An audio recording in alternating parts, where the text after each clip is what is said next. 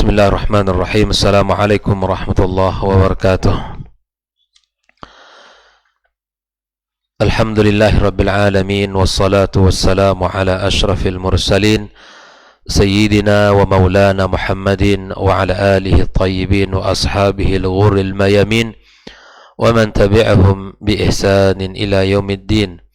Ashhadu an la ilaha illallah wahdahu la syarika lah waliyus salihin wa khaliqal khalqi ajma'in wa ashhadu anna Muhammadan abduhu wa rasuluhu as-sadiqul amin. Allahumma bika asbahna wa bika amsayna wa bika nahya wa bika namut wa ilayka an-nushur. Asbahna ala fitratil islam wa kalimatil ikhlas wa ala dini nabiyyina Muhammad sallallahu alaihi wasallam wa millati abina Ibrahim hanifan musliman wa ma kana minal musyrikin. Allahumma inna nas'aluka ilman nafi'a wa rizqan tayyiba wa amalan mutaqabbala. Amma ba'd. Ikhwatal iman rahimakumullah, kaum muslimin dan muslimat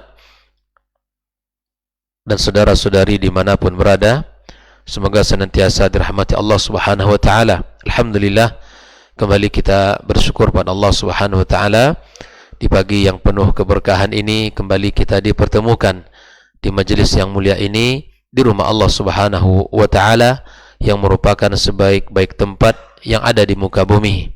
Mudah-mudahan Allah subhanahu wa ta'ala selalu memberikan kepada kita kemudahan serta taufiknya untuk bisa duduk dalam majelis yang seperti ini.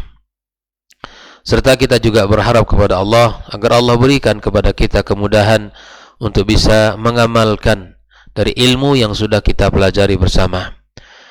Salawat dan salam untuk Nabi kita sallallahu alaihi wasallam. Mudah-mudahan kita mendapatkan syafaatnya nanti pada hari kiamat kelak, dan kita diizinkan untuk bisa meneguk air di telaga yang telah disediakan oleh Allah subhanahu wa ta'ala untuk umatnya. Dan mudah-mudahan kita termasuk yang diizinkan pula, yang dipanggil kemudian dipersilahkan untuk bisa minum di sana nantinya. Kembali kita bersama kitab Ad-Durus Al-Muhimmah Li'amatil Ummah karya Syekh bin Baz rahimallahu ta'ala, sampai pada Ad-Dars Ats-Tsamin Asyar, pelajaran yang ke-18, ya, tentang tajhizul mayyit wassalatu alaihi. Ya, kita pembahasan dalam bab ini tentang bagaimana menyelenggarakan jenazah dan menyolatkannya. Wa ilaika tafsil dzalik. Di sini Syekh bin Baz rahimallahu taala menjelaskan dalam bab ini atau pembahasan ini, nadharan li jahl katsir minan nas fi ahkami tajhizil mayyit was salat alaih. Syekh bin Baz menjelaskan dengan rinci pada bab ini, kata beliau, dikarenakan banyaknya orang lalai, banyaknya orang tidak tahu tentang bab ini, sehingga beliau ingin memberikan penjelasan secara rinci dan mendetail tentang pembahasan bagaimana seseorang yang sudah meninggal dunia diselenggarakan, dimandikan, kemudian sampai disalatkan dan dikuburkan. Yang pertama sekali, kata beliau, adalah yusra' talqinul muhtadhar. Disyariatkan untuk mentalkin orang yang sudah ada padanya tanda-tanda kematian. Di saat orang yang mengalami atau mendekati kematian, maka orang yang ada di sekitarnya untuk mentalkinkan dia. Hal ini berdasarkan hadis Nabi kita sallallahu alaihi wasallam, lakinu mautakum la ilaha illallah. Talkinkanlah mautakum. Mautakum di sini adalah orang yang hampir meninggal atau saat orang menghadapi sakaratil maut. Itu namanya mautakum di sini. Ya. Bukan orang yang sudah meninggal dunia lalu ditalkinkan. Ya. Orang yang menghadapi kematian, tanda-tanda kematian, maka kemudian dia ditalkinkan. Kenapa? Karena dalam sebuah hadis Nabi kita sallallahu alaihi wasallam, ya, bahwa orang yang ucapan terakhir dari kehidupan ini la ilaha illallah, insyaallah masuk surga. Sebagaimana dalam riwayat Ibnu Hibban, lakinu mautakum la ilaha illallah, ia talkinkan orang yang sedang menghadapi kematian, sakaratul maut, la ilaha illallah, man kana akhiru kalamihi la ilaha illallah indal mauti dakhala al jannah yawman min ad-dahr wa in asabahu qabla dhalika ma asabah. Bahwa orang yang ucapan terakhirnya di dunia ini la ilaha illallah, maka insyaallah dia akan masuk surga apapun yang terjadi sebelumnya yang menimpa dia. Tapi kemudian apabila dia menutup kehidupannya di dunia ini dengan la ilaha illallah, la ilaha illallah, maka kemudian akan diberikan janji oleh Nabi kita sallallahu alaihi wasallam dengan masuk surga. Kemudian dalam riwayat yang lain Abu Dawud, Al-Hakim dari Mu'adz ibn Jabal radhiyallahu taala an, Nabi sallallahu alaihi wasallam bersabda, "Man kana akhiru kalamihi la ilaha illallah dakhalal jannah." Inilah menjadi dasar bagi kita bersama untuk mentalkinkan orang yang menghadapi kematian. Menghadapi kematian, ditalkinkan, diajarkan la ilaha illallah. Ya. Dan hal ini tentu pelan-pelan. Karena saat itu, di saat seseorang yang menghadapi kematian, maka syaitan pun datang untuk memalingkan dia. Maka kita, adab bagi kita yang sedang hadir di tengah-tengah yang menghadapi kematian, maka tidak ada ucapan yang kita ucapkan di situ kecuali yang baik-baik. Ketika kita hadir di tengah-tengah ya, orang yang sedang menghadapi kematian, maka tidak ada yang diucapkan kecuali yang baik-baik. Ucapkan insyaallah dia termasuk orang saleh, agar Allah ampunkan dosa-dosanya, dia rajin dalam ibadah, semoga Allah terima ibadah. Begitu. Kenapa demikian?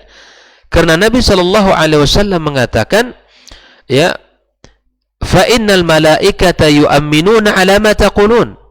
Malaikat akan mengaminkan apa yang kalian ucapkan.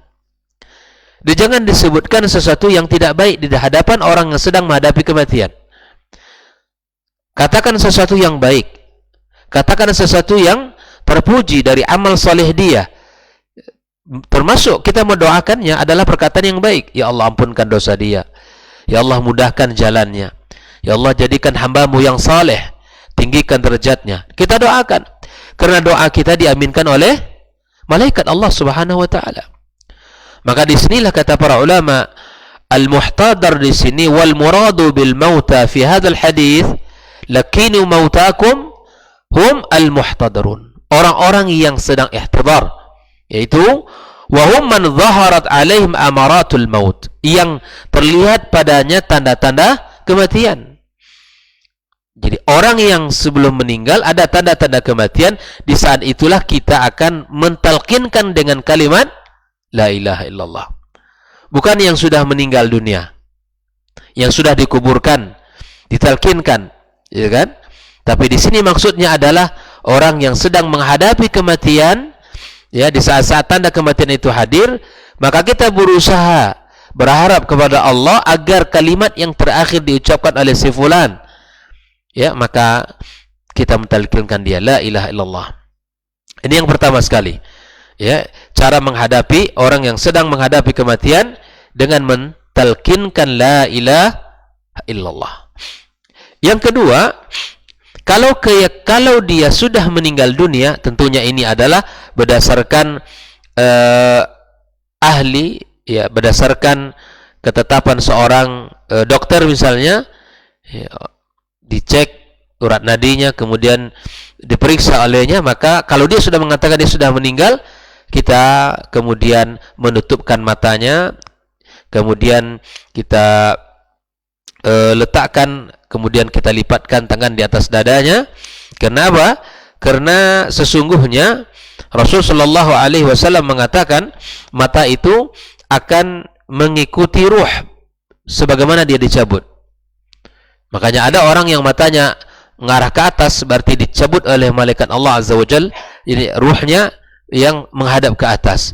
Sebagaimana Rasulullah sallallahu alaihi wasallam mengatakan, ya, ketika ayusan taghmidul ainaini wa du'a lil mayyit, disunahkan untuk menutup mata si mayit dan kemudian mendoakannya berdasarkan hadis Ummu Salamah. Dia berkata, dakhala Rasulullah sallallahu alaihi wasallam ala Abi Salamah, ya, wa qad shaqqa basarahu faghmadahu. Kemudian dia matanya terbuka, kemudian ditutupkan oleh Nabi kita sallallahu alaihi wasallam, innar ruha idza qubida tabi'ahu al-basar. Ruh apabila dicabut itu diikuti oleh mata. Nas'alullaha as-salama wal afiyah. Kita minta kepada Allah Subhanahu wa taala kita dimudahkan ya menghadapi masa-masa itu. Kemudian Nabi sallallahu alaihi wasallam mengatakan, la tad'u ala anfusikum illa bi khairin fa innal malaikata yu'minuna ala ma taqulun.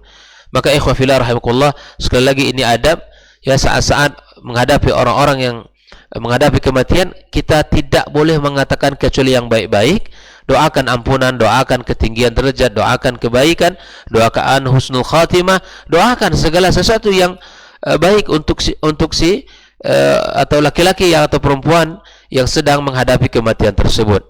Sebagaimana Rasulullah SAW mengatakan ketika hadir pada ya Abi Salamah, Allahumma ighfir li Abi Salamah warfa' darajatahu fil mahdiyyin wa khulufhu fi aqibihi fil ghabirin waghfir lana wa lahu ya rabbal alamin wafsah lahu fi qabri wa nawwir lahu fi.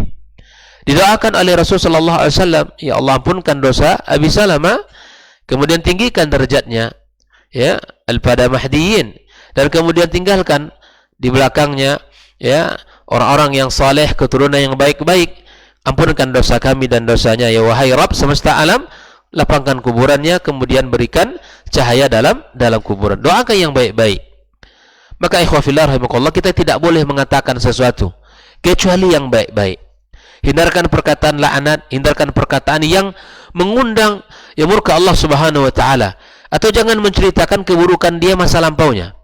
Jangan menceritakan ya keburukan masa lampaunya. Ini orang ya Masya Allah dulu ketika di dunia di masa-masa mudanya begini dan begitu. Tidak boleh kita menceritakan, tapi kita doakan yang baik-baik untuk dia, karena malaikat mengaminkan doa kita atau ucapan kita.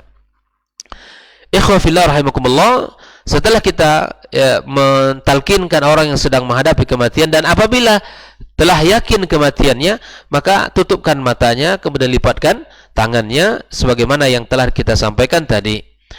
Wa yusannu aidan taghtiyatu bi thawbin. Ketika orang sudah meninggal ya, ditutup yustar, ditutup dengan kain, jami' badanihi, ditutup seluruhnya. Alhamdulillah kita sudah mendapatkan ini. Ketika orang sudah meninggal dunia, maka ditutuplah si mayit dengan kain. Ya, dengan kain. Hal ini berdasarkan hadis Aisyah radhiyallahu taala anha, anna Rasulullah sallallahu alaihi wasallam hina tufiya sujiya, ay akhraja syaikhan, artinya ditutup. Ketika meninggal dunia ditutup. Dan itu disunahkan bagi siapapun ya, maka untuk ditutup dengan pakaian, dengan kain yang bisa menutup seluruh tubuhnya. Kemudian begitu juga, ini hal yang ketiga yang mesti kita jaga adalah di mana yajib taghsilul mayyit al-muslim. Maka seseorang di dalam Islam apabila telah meninggal dunia, maka kita mandikan ya, kita mandikan. Berkaitan dengan memandikan ini, hal ini adalah kita mandikan dengan ya dengan air yang bersih dengan air yang wangi ya. Sebagaimana Nabi mengatakan ighsiluhu bima'in wasidr ya. Sidr itu adalah air air yang sudah kita siapkan, yang itu mengandung aroma yang sangat wangi. Bukhari wa Muslim, ketika Rasul sallallahu alaihi wasallam anak beliau Zainab meninggal dunia, maka Nabi mengatakan iksilnaha thalathan, cucilah ya, mandikanlah dengan jumlah sebanyak 3 kali, au khamsan atau 5 kali, au sab'an atau 7 kali, au akthar min dzalika atau lebih daripada itu. fayajib taghsil mayyit walau tasala qabla khurujihi ruhu. Walaupun dia mandi sebelum dia meninggal dunia, namun apabila telah yakin meninggal dunia, maka seorang wajib untuk kita mandikan. Begitulah kita memuliakan seseorang yang muslim yang telah meninggal dunia dengan cara kita ya memandikannya sebagaimana dalam syariat kita dituntun hal itu. Illa ayyakun, nah kecuali orang syahidan mata fil ma'rakah, orang yang meninggal dunia dalam syahid, dalam keadaan bertempur, berperang, maka fa innahu la yughsal, ini tidak dimandikan, wala yusalla alai, dan juga tidak disalatkan, bal yudfan fi thiyabih, tapi dia dikuburkan dengan pakaian yang berlumur darah tersebut, ya, dengan pakaian yang berlumur darah tersebut, ya, li'anna an-nabiyya sallallahu alaihi wasallam lam yughsal qatla Uhud wa lam yusalli alaihim, bahwa Nabi tidak memandikan para syuhada Uhud, lebih kurang 70 orang, dan juga tidak disalatkan oleh Nabi kita SAW, langsung dikuburkan. Ya, berharap mereka ini adalah orang-orang yang bangkit nanti di hari kiamat kelak dalam keadaan mereka seperti berlumuran darah, mereka berjihad di jalan Allah Subhanahu wa taala, sebagaimana Rasul SAW bersabda, idfunuhum fi dima'ihim wa lam yughsalhum. Ya, jadi kuburkan mereka dengan darah yang mengucur dari tubuh mereka, yang telah membasahi tubuh mereka, dan tidak perlu dimandikan. Tidak perlu dimandikan. Ya, inilah perintah Nabi SAW. Dan kemudian Nabi SAW mengatakan, ana syahidun ala haula'i. Ya, saya adalah menjadi saksi atas mereka nanti, kata Rasulullah SAW. Ya, fi dima'ihim fa innahu laysa jarihun yujrah fi illah illa jaa wa jarhuhu yawmal qiyamah yutma launuhu launud dam wa rihuhu rihil misk. Tidak ada orang yang terluka ya satupun di tubuhnya, dan itu kecuali nanti akan datang di hari kiamat luka tersebut darahnya seperti darah yang mengucur, dan aromanya seperti al-misk, ya, aroma minyak wangi yang paling harum. Begitulah nanti orang yang meninggal dunia dalam keadaan syahid fi sabilillah. Dan mudah-mudahan Allah Subhanahu wa taala ya menerima siapapun dari syuhada kaum muslimin yang berharap yang dengan niat dan tulus dengan niat yang tulus dan ikhlas kepada Allah Subhanahu wa taala. Ikhwan fillah rahimakumullah. Kemudian di dalam pembahasan yang berikutnya adalah tentang sifatu ghaslil mayit. Nah, ini tentang sifat dan cara memandikan jenazah. Ya. Ini sebetulnya perkaranya ringan, ikhwafillah. Memandikan jenazah itu perkaranya ringan. Terkadang kita temukan pola cara yang sangat menyulitkan di tengah-tengah masyarakat kita. Di sebagian tempat sangat sulit untuk memandikan jenazah, cara dan polanya. Padahal sesungguhnya dia seperti tak ubah seperti orang yang mandi wajib. Ya, tak ubahnya seperti itu. Yang kalau seandainya kita sudah yang masih hidup, ya sangat mudah. Ketika dia telah meninggal dunia, maka kita yang memandikannya. Tak ubahnya seperti itu. Tapi kemudian ya ada hal-hal yang membuat cara dan polanya agak rumit, dan itu tidak tahu entah dari mana asal muasalnya dan bagaimana ceritanya, sehingga memandikan jenazah itu seakan perkara yang sangat rumit sekali. Yang pertama, ikhwafillah, innahu tustar auratu. Jenazah yang sedang dimandikan, maka dia wajib ditutup auratnya. Tidak boleh dibuka baju seluruhnya sehingga terbuka auratnya, tidak boleh. Kita berusaha untuk ya memandikan jenazah dengan aurat yang tertutup. Ya. Apalagi orang-orang yang memandikan harus amanah. Tidak orang yang memiliki mulut yang tidak bisa menahan. Makanya orang-orang yang memandikan jenazah itu di antara adabnya dia bisa menyembunyikan kekurangan-kekurangan fisik yang ada pada jenazah tersebut. Tidak boleh untuk diceritakan, dibeberkan ke orang lain. Yang kedua, ya, thumma yurfa' qalilan, ya, diangkat sedikit, wa ya'sar batnu asran rafiqan. Kemudian diangkat sedikit, lalu perutnya apa? Lalu perutnya ditekan, pelan-pelan agar mengeluarkan kotoran, mengeluarkan kotoran yang ada dalam perutnya pelan-pelan. Nah, di sini disebutkan li'anna auratul mayit ka auratil hayy. Auratnya si mayit sama dengan auratnya orang hidup. Sebagaimana Ali mengatakan dalam sebuah hadis ini, wala tanzuru ila fakhidhi hayyin wala mayit. Tidak boleh melihat kepada paha ya yang hidup maupun yang meninggal. Nah, ikhwah fillah, kita yang memandikan jenazah betul-betul kita berhati-hati. Tidak perlu kita melihat aurat, tapi kemudian kita bersihkan pelan-pelan, kita bersihkan, kita mandikan. Lalu kemudian diangkat perut, lalu kita tekan pelan-pelan agar keluar kotorannya, likay yakhruj ma fi batni min fudalat mimma huwa musta'id lil khuruj. Sisa-sisa daripada kotorannya atau sisa-sisa yang belum keluar di saat dia sakit, maka dikeluarkan. Itu pelan-pelan. Ya, pelan-pelan, dan tidak boleh kita tekan secara kuat-kuat. Thumma yulafful ghasil ala yadihi khirqah. Lalu kemudian ada kain ya yang bisa digunakan untuk apa? Untuk membersihkan arah dua lubang, membersihkan yang belakang. Ya.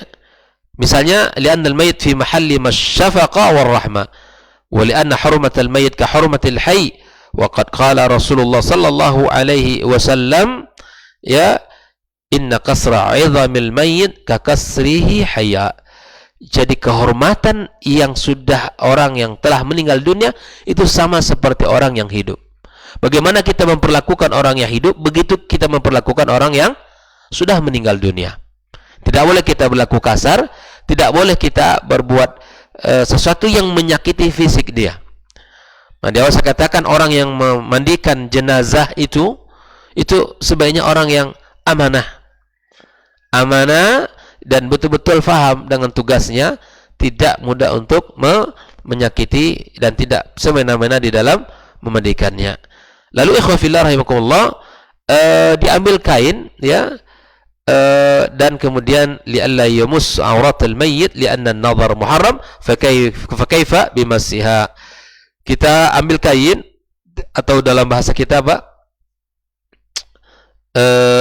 sarung tangan gitu ya, kita bersihkan, atau sesuatu yang bisa mengalasi tangan kita, dan itu juga dianjurkan ya untuk pertama menjaga tidak boleh menyentuh aurat si mayit secara langsung, atau untuk menjaga kebersihan kita sendiri orang yang memandikan jenazah tersebut ya. Melihatnya saja tidak dibolehkan, apalagi kita menyentuhnya langsung. Ikhwah fillah rahimakumullah. Nah, au nahwaha fayunjihi biha, kemudian bersihkan minal istinja, membersihkan kemaluannya, dan membersihkan anusnya, dan membersihkan semuanya. Ini secara umum ya. Kita lepaskan bajunya, kemudian kita tutup auratnya, kemudian kita bersihkan ya kotoran-kotoran yang masih ada ya, kemudian kita keluarkan sisa-sisa kotoran yang ada dalam perutnya. Kemudian setelah itu, sebagaimana kita mandi wajib ya, kita sudah bersihkan tangan kita, kemudian kita bersihkan kemaluan kita, lalu kemudian ya summa yuwaddi'u wudu' as-shalah ya, kemudian kita wudu'kan si mayit, seperti mana wudu'nya orang mau salat gitu ya. Hal ini berdasarkan dari apa yang diriwayatkan Ummu Atiyah, di mana Rasulullah SAW ya ketika berkata ketika memandikan anaknya ya, ibda'ani bima yaminihima wa mawadi'il wudu'i minha, mulailah dengan hal yang kanan dan kemudian tempat-tempat yang mana kita berwudu. Artinya wudukan dia ya, dimulai dari awal, bersihkan di mulutnya, kemudian wudukan seperti mana kita berwudu di ketika kita hidup ya. Fayabda biwadi'il wudu' fil ghaslatil muttasila bil wudu' wa bil mayamin fil ghasalat allati la wudu'a fiha. Wastathna al ulama fil wudu' adamul matmadah wal istinshaq. Nah, si mayit tidak kita matmadahkan, istinsyaqkan, enggak mungkin, sudah meninggal dunia. Karena matmadah itu akan ada berkumur-kumur kan, dan dia tidak bisa. Dan tentu juga hanya kita bersihkan saja mulutnya, kemudian hidungnya ya, li'annahu la yu'man ayasil ma'il jawf. Ya, karena kalau itu kita lakukan, maka masuk air ke dalam perutnya, kemudian itu akan keluar dan seterusnya. Nah, ikhwan fillah, cukup kita bersihkan dari sisi mulutnya dan kita bersihkan hidungnya. Kemudian setelah itu, ya, summa yughsal ra'sahu wa lihyatahu bima'in wa sidr. Kita bersihkan, kita cuci kepalanya, kemudian lihyanya dengan ma' sidr. Setelah kita wudukan tadi, ya. Au nahwahu thumma yughsal shaqqahu al-ayman thumma al-aysar thumma yughsal kadzalika marratan tsaniyah wa tsalitsa. Setelah kita wudukan, kita mandikan dari sisi kanan, kemudian sisi kiri, kemudian kita mandikan 2 kali sampai 3 kali. Dimandikan. Ya, gitu kan? Kemudian kita cuci, kita bersihkan pada setiap kali, ya, tangannya, kemudian perutnya. Jika ada yang masih keluar dari perutnya, maka kita cuci kembali, kita bersihkan lagi, kemudian kita sumbat, ya, dan setelah itu semua kita bersihkan, ya. Jika seandainya perutnya itu, misal ada orang yang masya Allah, ya, terus mengalir dari perutnya terus tak putus-putus, ini perlu kita lakukan sesuatu, ya, dan agar tidak keluar lagi, ya. Au biwasail tib al-haditha, ya, seperti apa alat-alat kedokteran yang modern hari ini yang bisa menutupi dan kemudian bisa untuk bisa untuk supaya tidak keluar lagi yang keluar dari tubuhnya itu. Terbayang, ya, sesungguhnya seperti orang mandi janabah, ya, kita bersihkan terlebih dahulu kotorannya, buka bajunya, bersihkan apa yang mesti dibersihkan, ya, kemudian lalu kita wudukan dia. Setelah itu kita mandikan 2 kali atau 3 kali. Kemudian wa yu'idu du'ahu wa illam yunqa bi thalathin zida ila 5 atau ila 7. Kemudian kita ulangi wudunya walaupun, ya, dengan 3 atau sampai 5 atau sampai 7. Ya, kemudian hal ini seperti apa yang dilakukan oleh Nabi kita sallallahu alaihi wasallam. Kemudian lalu setelah itu kita tutup dengan kain, kemudian kita bersihkan, kemudian kita letakkan kemudian di tempat yang sudah disediakan, dan setelah itu diberikan kain yang sudah kita gunting. Insyaallah akan kita bahas pada pembahasan berikutnya. Ikhwan fillah rahimakumullah, pada intinya tidak ubah seperti orang yang memandikan, seperti orang yang mandi janabah. Nah, memang ada beberapa mandi 9 dan seterusnya. Wallahu taala alam, itu juga perkara-perkara yang perlu kita baca ulang, ya, seperti apa dan bagaimana. Apakah ada tuntunannya, itu tidak kita temukan, ya. Ya, prinsipnya mudah sekali, dan kemudian orang-orang yang memandikan harus mengilmui dulu sebelum ikut memandikan jenazah. Insyaallah kita lanjutkan pembahasan ini dan akan kita jelaskan pada pertemuan berikutnya. Wassallallahu ala nabiyyina Muhammadin wasallam wa subhanakallahumma bihamdik asyhadu an la ilaha illa anta astaghfiruka wa atubu ilaik. Wassalamualaikum warahmatullahi wabarakatuh.